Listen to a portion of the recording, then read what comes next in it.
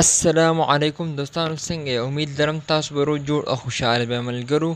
زه به نن تاسو ته چې کوم دی دا ایورډین پلس ګولو باره کې خبره کوم چې ایورډین ګولۍ په څه کار وکوي، دې سایډ افیکټ څه دي او د ډوز څنګه دی.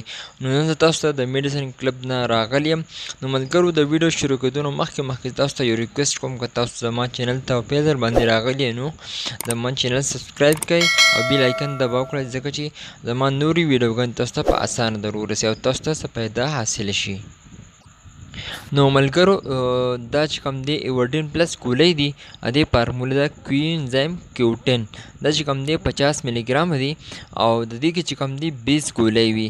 نو په دې کې چې کوم دی 20 ګولۍ په یو پلته کې 10 ګولۍ وي، دا باندې په دې کې چې کوم دی 2 پیکه وي. دا چې کوم 2 پلتې وي دې کې کوم دی ټوټل 20 ګولۍ وي. دقیقاً د دې څخه تاسو ته د قیمت عمومي پرایس، دې پرایس چې کوم دی 526 روپۍ، دا به تاسو ته په هر میډیکل سټور نه میلاوي دي.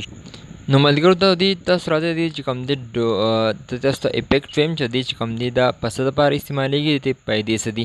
نو ملګرو، دا هغه بیماران خوړی شي کم بیماران چې د زړه بیماران وي، یعنی د دل کے امراض ہوتے ہیں جو وہ مریض جو یہ گولی استعمال کر سکتے ہیں. او د هغه چا دپاره کم چې د سینې دپاره درد راځي، او بل د هغه چې د زړه کې چې کم دی د اینې برابرېدو دپاره د ریفریشمنټ دپاره دا هم ډېر زیات فایدهمند مفید دي.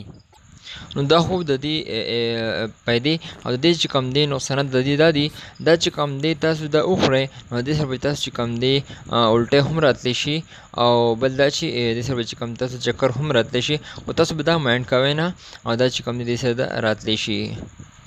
دې ډوز تاسو ووایم دا تاسو روزانه یوه ګولۍ استعمالولی شئ، ډیلی 1 ټیبلټ.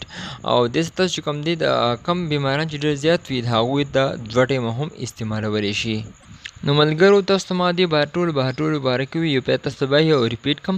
دا چې کوم دی د زړه د بیمارانو دپاره استعمالیدی شي، د زړه چې کوم ریفریش د اینې ریفریشمنټ وي هغه برابروي، او بل سینه کې چې کوم درد وي د هغې دپاره هم استعمالیدی شي.